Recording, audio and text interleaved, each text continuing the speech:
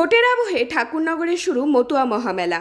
নাগরিকত্ব সংশোধিত আইন সিএএ নিয়ে সরগরম রাজ্য রাজনীতি। এই আবহে শুরু হয়েছে মতুয়াদের ধর্মীয় মহামেলা।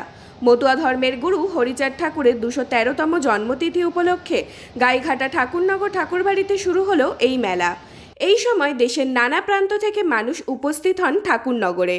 ডঙ্কা কাসর নিশান নিয়ে হরিনাম সংকীর্তনের মধ্যে দিয়ে চলে আরাধনা।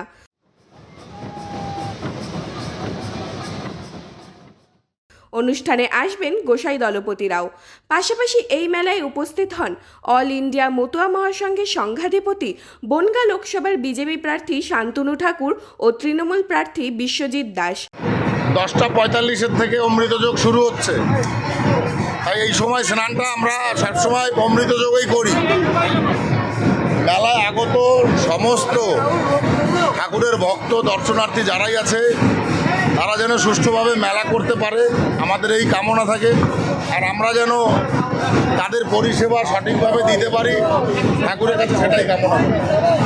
ঠাকুরবাড়ির কামনা সাগরে ডুব দেন লক্ষাধিক ভক্ত।